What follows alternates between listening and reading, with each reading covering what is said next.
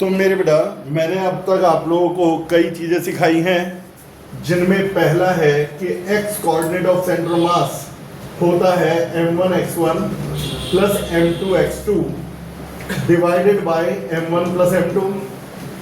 3 मास हो तो plus m3 x3 और आ जाएगा और डिवाइडेड में प्लस m3 और आ जाएगा। इसी तरह से 4 मास हो तो m4 x4 ले लेना और नीचे m4 ले लेना। सारे फॉर्मूले एक जैसे हैं। यदि कोई कहे YCM का फॉर्मूला बताओ, बस एक दो बता देता हूं क्योंकि कल इस पे काफी टाइम लगा चुके हैं। Y coordinate of centre mass का फॉर्मूला बताओ, m1 y1 m2 y2 upon m1 plus m2। बस दो के लिए लिख रहा हूं, Z वाला तो लिख भी नहीं रहा। ZCM m1 z1 plus m2 z2 upon m1 plus m2। VCM velocity of centre mass का formula m1 v1 plus m2 v2 divided by m1 plus m2। Velocity vector है तो एरो लगा दिया, कोऑर्डिनेट वेक्टर नहीं है तो arrow नहीं लगाया। एक्सेलरेशन ऑफ सेंटर मास तो जवाब है m1 a1 plus m2 a2 divided by m1 plus m2। सारे फॉर्मूले एक जैसे हैं। कोई कहे बेटा RCM का फॉर्मूला बताओ पोजीशन ऑफ सेंटर मास का, तो भाई m1 r1 vector plus m2 r2 vector divided by m1 plus m2। अब आगे जो बेटा, आज हम इसमें दो तरह की कैटेगरी मेनली कवर करेंगे। पहली कैटेगरी तो ये कि भाई यदि कोई हमें यूनिफॉर्म प्लेट दे दे तो उसका सेंटर मास कैसे फाइंड आउट करा जाए। और दूसरी कैटेगरी मैंने कल बताया था, जब तक बाहर से कोई फोर्स ना लगाओ तो सेंटर ऑफ मास अपनी जगह से नहीं हिलता, सेंटर मास अपनी लोकेशन नहीं छोड़ता। मतलब मैंने ये बोला था कि यदि एक क्रैकर रखा हुआ है, यहां इसका सेंटर मास है, यदि इसमें ब्लास्ट हो गया, इसका एक टुकड़ा यहां उड़ गया और एक टुकड़ा यहां उड़ गया, यदि आप फॉर्मूले से फाइंड करोगे तो सेंटर मास उसका वहीं पर ही होगा जिस जगह पहले था। एक पीस भले उधर है एक इधर है, इन दोनों का सेंटर वहीं पर ही है जहां पहले था। तो जब तक कोई एक्सटर्नल फोर्स ना लगाया जाए, सेंटर मास अपनी लोकेशन से नहीं हटता। इस पर बेस्ड बहुत क्वेश्चंस आते हैं, तो पहले इजी वाले और फिर इसके बाद थोड़े डिफिकल्ट वाले। देखिए बेटा, एक मेरे पास क्वेश्चन है, लोकेट सेंटर ऑफ मास। तुमसे कहा गया एक मेटल प्लेट है, ये रही, जिसकी लेंथ है 10 मीटर, विड्थ है 10 मीटर और ये डिस्टेंस है 2 मीटर और ये डिस्टेंस है 2 मीटर। यूनिफॉर्म प्लेट है, यानी जिस मटेरियल से बनी है वो पूरा यूनिफॉर्म थिकनेस का है। मुझसे कह रहे हैं बताओ सेंटर मास कहां होगा। सेंटर मास निकालने के लिए आपको लोकेट करना है, यानी डॉट लगा के बताना है, निशान लगा के बताना है कि सेंटर मास कहां होगा।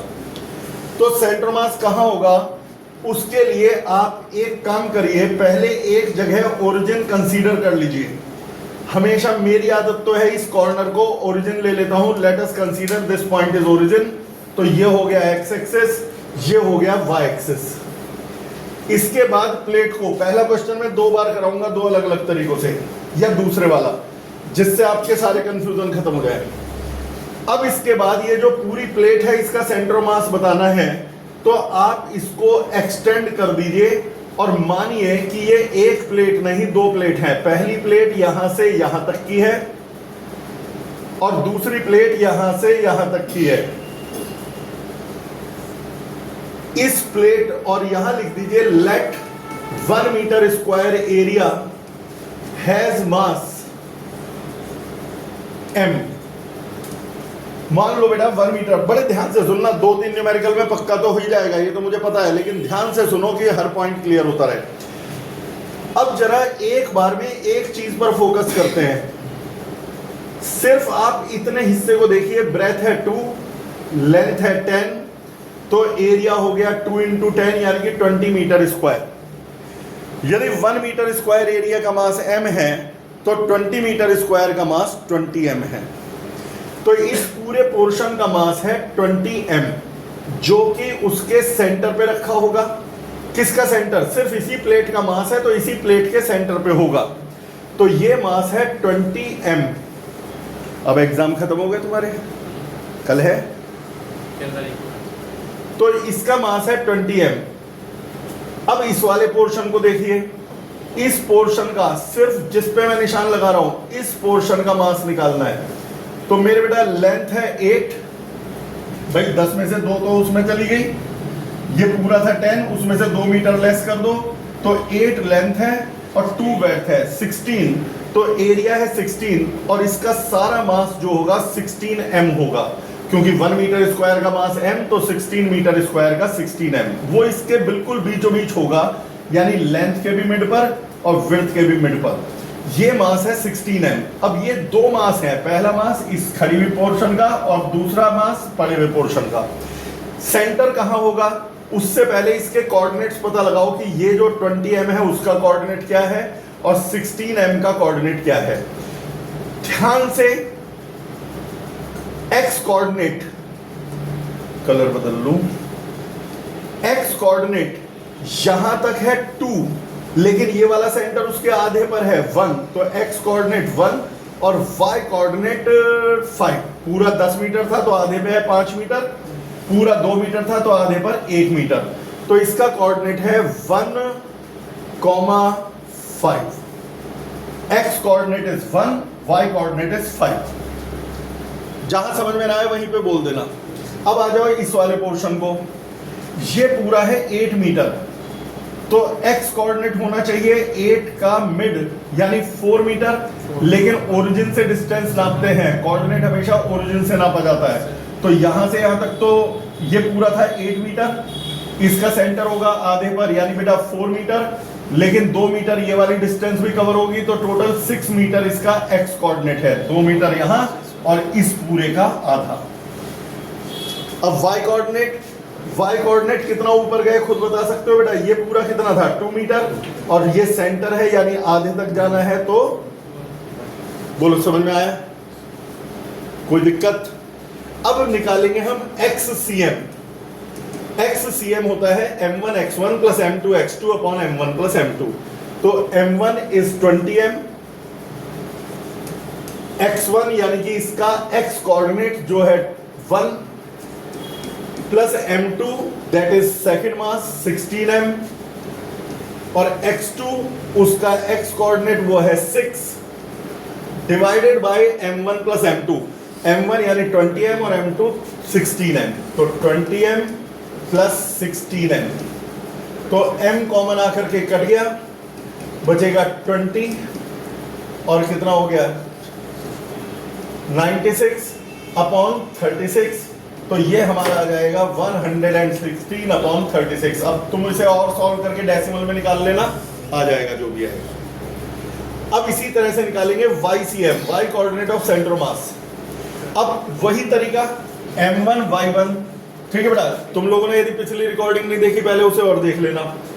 m1 y1, तो m1 है 20 m, y1 आप देख के बता दो नहीं तो मुझे उधर 5 प्लस m2 कितना है बेटा 16 m, y को कितना है 1 upon m1 plus m2 20 m plus 16 m, तो m कॉमन आकर के फिर कैंसिल हो गया और रह जाएगा 100 प्लस 16 डिवाइडेड बाय 36, तो ये तो बाई चांस वो भी 116 अपॉन 36 आ गया।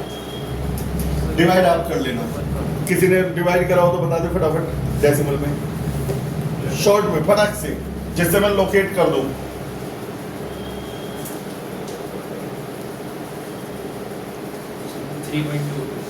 पक्का रिपीट हो रहा है, कोई बात नहीं, 3.2 आप बता रहे हो, 3.2 मीटर और ये भी ऑब्वियस सी बात है 3.2 मीटर ही होगा।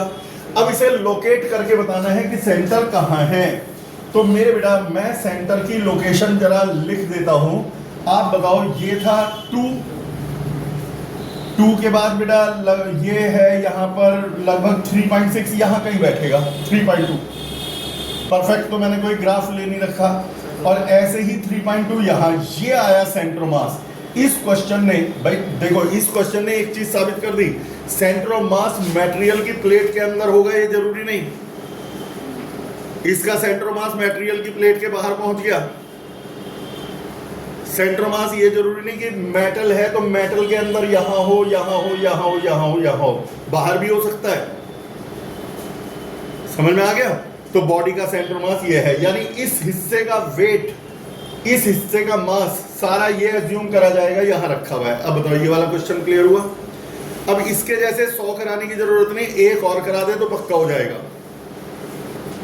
बेटा उस क्वेश्चन को मैं 2 बार कराऊंगा, 2 अलग अलग तरीके से, उसमें टाइम भी इतना नहीं लगेगा। देखिए मेरे पास अब की बार यू शेप का वायर है, प्लेट है, सॉरी वायर नहीं प्लेट है, यू शेप की प्लेट है। ये वही वाली प्लेट है जो उधर है, वो इधर है।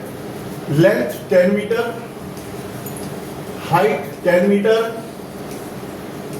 विड्थ 2 मीटर, यहां भी 2 मीटर, हर जगह 2 मीटर विड्थ है, और ये भी 2 मीटर, मतलब 2 मीटर की पूरी पट्टी है ऐसे घूमी हुई। यहां पे मैं अभी चल यहां भी लिख देता हूं 10 मीटर, ये पूरा 10 मीटर, ये पूरा, और 10 मीटर ये पूरा यहां से यहां तक, और 2 मीटर विड्थ। क्वेश्चन फिर वही, locate centre of mass. Visibility पूरी आ रही है? अब क्वेश्चन फिर वही है, सेंटर ऑफ मास लोकेट करो। तो मेरे बेटा सेंटर ऑफ मास लोकेट करने के लिए एक पॉइंट को ओरिजिन लिया जाता है, हमें तो बना के दिखाना है कहां आएगा सेंटर, हमें तो लोकेट करना है। तो लोकेट करने के लिए एक पॉइंट को ले लिया ओरिजिन, ओरिजिन के बाद यहां पर हो जाएगा एक्स एक्सिस, ऊपर हो जाएगा वाई एक्सिस, यहां भी वही क्वेश्चन चल रहा है, ओरिजिन यानी कि 0 0, सामने की तरफ एक्स एक्सिस और ऊपर की तरफ वाई एक्सिस। अब पिछली बार मैंने क्या किया था, इन्हें 3 हिस्सों में डिवाइड करके तीनों के मास निकाले थे, वो तो लिख ही देंगे। Let 1 metre square area has mass m, जरूरी नहीं m, किसी बुक्स में x लेंगे, किसी बुक्स में कुछ भी लेंगे, वो तो कट जाता है। अब मैं इसको 3 प्लेट में डिवाइड कर देता हूं, एक लाइन खींची, एक प्लेट ये, एक प्लेट ये, और एक प्लेट नीचे वाली। तीनों को एक एक करके स्टडी करना है, और इसे ध्यान से समझना, क्योंकि ये इस तरह का अब लास्ट है, क्योंकि इस तरह के चाहे फिर 1000 कर लो, सब में काम एक ही होना है, पक्का करने के लिए ये अकेला काफी है। तो मेरे बेटा सबसे पहले ये पूरा था 10 मीटर, 10 मीटर, उसमें से नीचे का 2 मीटर तो छूट गया क्योंकि वो इस हिस्से के साथ चला गया। तो मैं सिर्फ इतने पोर्शन की बात कर रहा हूं, ये वाले पोर्शन की। इसकी लेंथ कितनी है, विड्थ कितनी है, अब आप लोग बताओ इसे। लेंथ कितनी, विड्थ कितनी? लेंथ 8, विड्थ 2, मास कितना हो गया 6, एरिया 16, तो मास हो गया 16 m। 1 मीटर स्क्वायर का मास m, तो 16 मीटर स्क्वायर का 16 m। इसी तरह से इसका भी 16 m होगा। कोऑर्डिनेट अभी बनाऊंगा, ये इसके बीचों बीच होगा सेंटर पे, और ये इसके बीचों बीच होगा सेंटर पे। अब इस वाले पोर्शन, लेंथ तो 10, विड्थ 2, समझने की कोशिश करो, लेंथ 10, विड्थ 2, तो एरिया कितना हो गया 20, तो मास हो गया 20 m, जो कि इसके यहां पर है। ठीक है बेटा। अब कोऑर्डिनेट्स, कोऑर्डिनेट्स में एक गड़बड़ हुई और सारा उड़ गया क्वेश्चन। कोऑर्डिनेट बड़े ध्यान से, सबसे पहले इसी के ही कोऑर्डिनेट ले लेते हैं, कलर चेंज कर लेते हैं जो बाकी यूज ना हुआ हो। मुझे बताओ बेटा इस पॉइंट के कोऑर्डिनेट, सबसे पहले एक्स कोऑर्डिनेट, ये पूरे 10 का आधा 5, ठीक है बेटा। कोऑर्डिनेट कितना हो गया बेटा ये 5, वो दिखाई नहीं दे रहा, कलर दूसरा लेना पड़ेगा।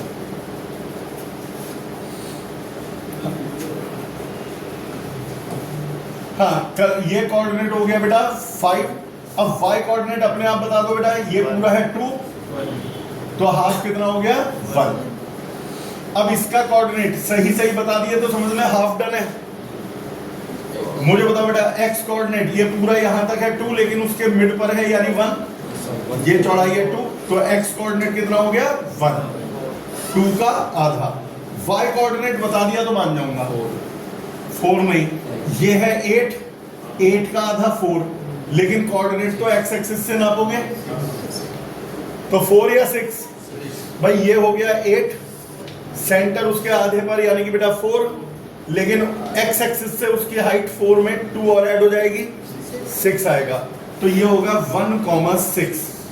इसी तरह से y कोऑर्डिनेट तो इसका भी 6 होगा क्योंकि बेटा ये भी उतना ही ऊपर है, 8 का हाफ 4 और 2 नीचे जुड़ के y कोऑर्डिनेट तो 6। x कोऑर्डिनेट देख बेटा ये पूरा था यहाँ से यहाँ तक 10 मीटर, 10 मीटर में से 1 मीटर कम हो गया भाई, 2 का आधा कम हो गया, तो इसलिए x कोऑर्डिनेट होगा 9।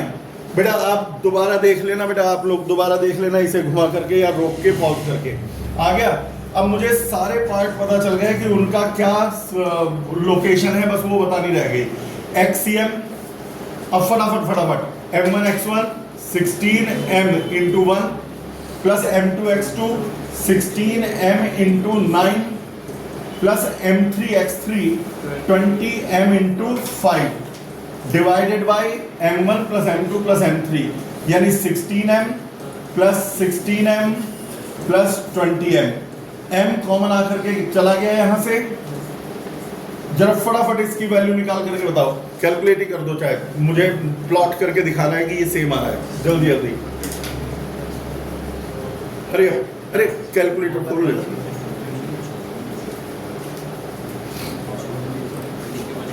मैं इतने वीडियो पॉज कर देता हूं।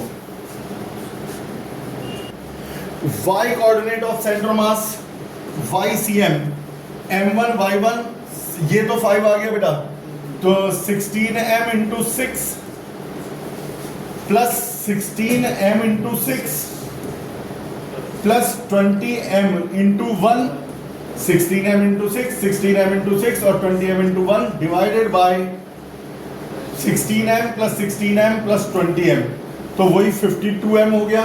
अब M तो कॉमन आकर के कट गया और इस तरह से जो आया वो कैलकुलेट करो, बीच बीच में पॉज कर रहा हूं मैं। तो ये आ गया 4.07। अब सुनो बेटा, हमने सेंटर मास की लोकेशन पता कर ली, x कोऑर्डिनेट ऑफ सेंटर मास आया है 5 और y कोऑर्डिनेट ऑफ सेंटर मास आया है 4.07। अब x कोऑर्डिनेट यहां तक है 10, तो आधा है 5, तो 5 का मतलब इस लाइन की सीध में होगा, और 4.07 देख 2 मीटर तो यहां तक की ऊंचाई, इतनी और चले जाओ तो 2 to 4 हो जाएगी, 4.07 यहां कहीं पर होगा इसका सेंटर ऑफ मास। ये है सेंटर मास की लोकेशन। तो मेरे बेटा सेंटर मास की लोकेशन मैंने आप लोगों को बता दी यहां पर। अब मैं जो सिखाने वाला हूं कि इस बात से फर्क नहीं पड़ता कि आपने प्लेट को कैसे डिवाइड किया, मैंने ऐसे डिवाइड किया। अब मैं इस क्वेश्चन को एक बार फिर आपके सामने करवाऊंगा, लेकिन शॉर्ट में, ज्यादा रिकॉर्डिंग वगैरह नहीं करेंगे इसमें। अब बता देता हूं बस, यदि कोई बच्चा चाहे तो इसके कैसे भी पीस कर सकता है। एक बच्चे ने ऐसे पीस कर दिए तो क्या उसका आंसर गलत आएगा? एक बार तो जिंदगी में चाहे खुल जाए, उससे कॉन्फिडेंस बिल्डअप हो जाएगा कि कैसे भी डिवाइड कर लो, फर्क नहीं पड़ना। तो मैंने इस बार ऐसे प्लॉट कर दिया इसे। ये अब 3 हिस्से फिर हैं, लेकिन बेटा इसका लेंथ है 10, विड्थ है 2, तो मास है 20M, लेंथ 10, विड्थ है 2, तो एरिया हो गया 20, तो मास है इसका 20M जो इसके सेंटर पे है। अब इस 10 में से 2 मीटर यहां कम हो गए, 2 यहां कम हो गए, तो ये 6 मीटर है और हाइट 2 मीटर है, तो 12M इसका मास है जो यहां पर है। अब सबके कोऑर्डिनेट पता लगाओ, अब तो आसानी लगने लगी होगी, अब कोई भी शेप आ जाए। बेटा इसका कोऑर्डिनेट आप लोग कोशिश करो बताने की, 2 मीटर यहां तक है तो आधा 1 मीटर और 10 का आधा 5 मीटर, तो ये x कोऑर्डिनेट तो है 1 और y कोऑर्डिनेट है 5। मैंने अब ज्यादा टाइम नहीं लगाया कि ये तो आप समझ गए होंगे, और रिकॉर्डिंग वाले तो बैक करके देख लेंगे। ठीक है बेटा, 1,5। इस वाले का बता दो पहले। x कोऑर्डिनेट 10 था यहां तक, उसमें से 1 मीटर पीछे आ गए इसके मिड पर, तो x कोऑर्डिनेट तो है 9, y coordinate 5, x coordinate 9, y coordinate 5। ठीक है बेटा, ये भी आ गया। अब इसका कोऑर्डिनेट और मिल जाए, काम खत्म हो जाएगा। सुन जल्दी नहीं, यहां से यहां तक है 6 भाई, 10 मीटर में से 2 मीटर यहां कम, 2 यहां कम, 6। इस 6 के सेंटर पे होगा ना, जब इसका सेंटर मास निकाल रहे हो तो 6 के सेंटर पे होगा, तो ये 3, ओरिजिन से डिस्टेंस 2 और जोड़ दो 5, ये पूरा है 6, आधा हो गया 3, और ओरिजिन से डिस्टेंस 5, तो ये हो गया 5। और y कोऑर्डिनेट बेटा ये पूरा था 2, आधा हो गया 1। अब XCM यदि अब भी वही आ गया और YCM अब भी वही आ गया, तो जिंदगी भर के लिए आजादी की किस तरह से कितने भी हिस्से करो आंसर सेम आएगा।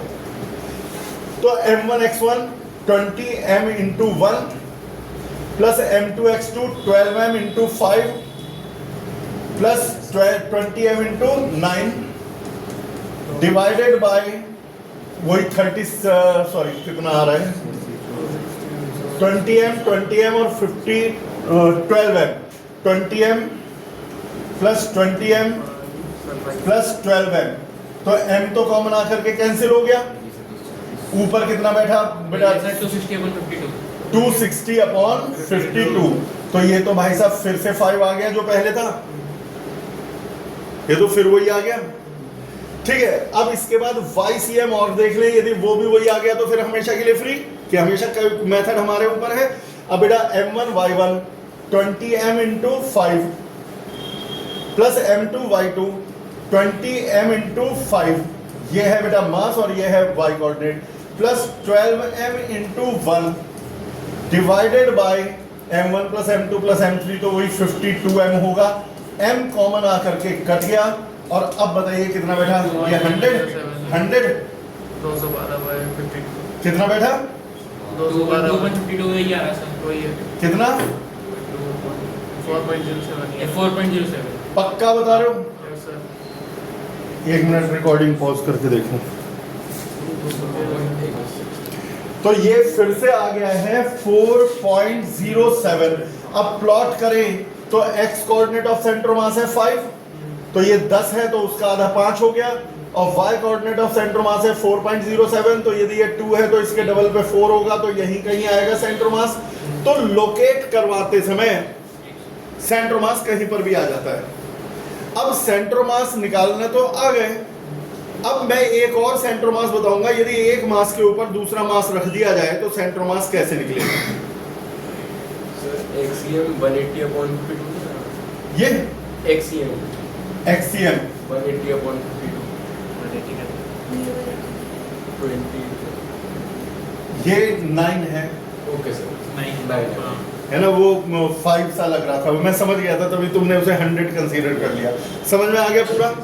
अब ये समझ में आ गया, तो इसमें और कैसे सेंटर मास पे क्वेश्चन आते हैं।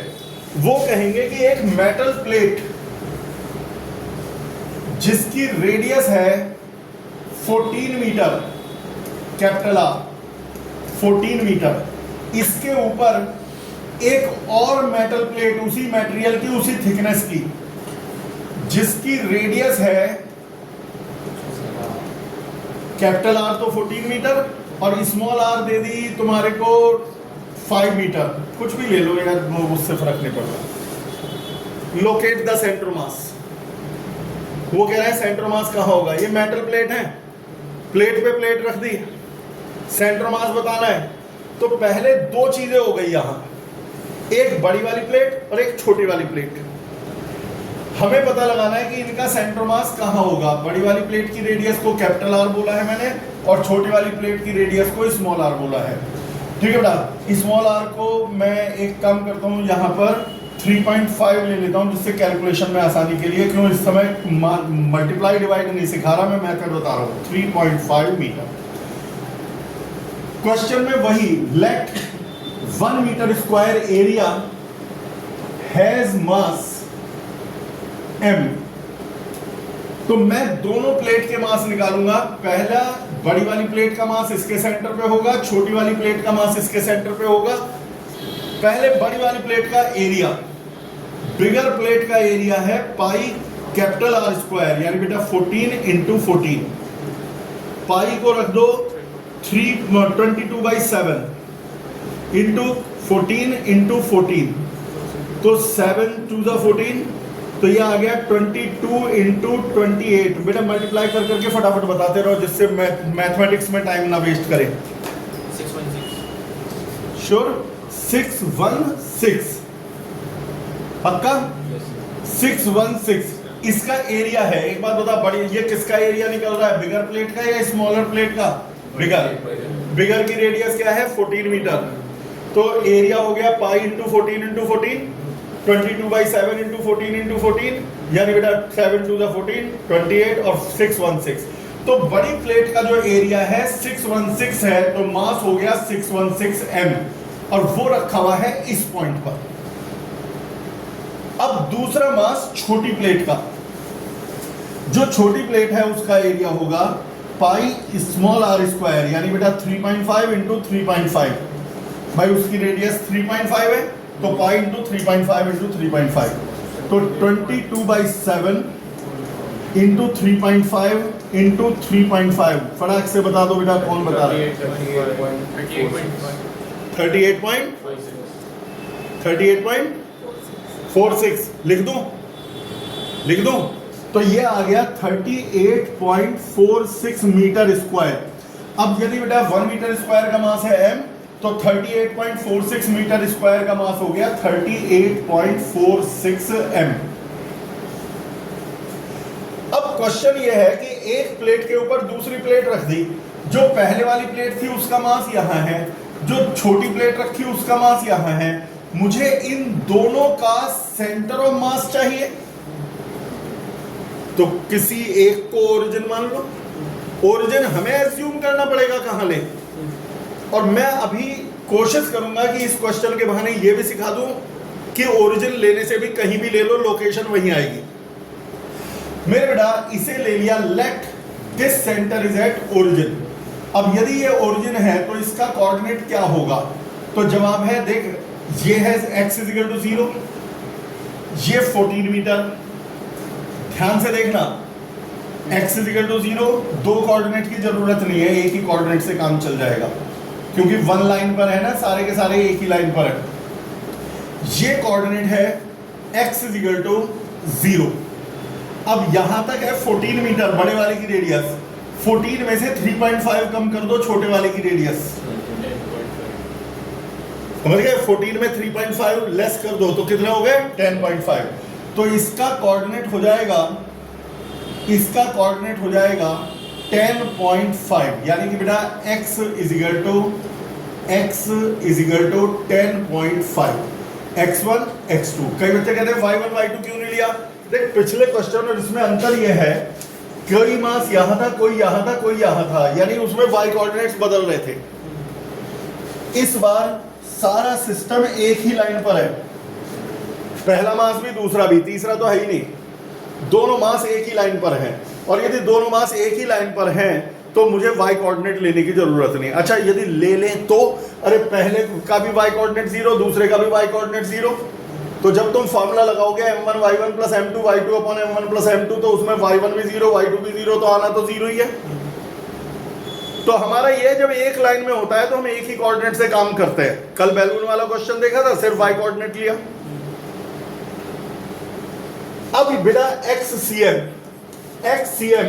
m1 x1, यानी कि बेटा 616m × 0 plus m2 x2 38.46m into x coordinate है 10.5। देख पहला मास और उसका कोऑर्डिनेट मल्टीप्लाई m1 x1, दूसरा मास और उसका coordinate m2 x2 upon m1 + m2।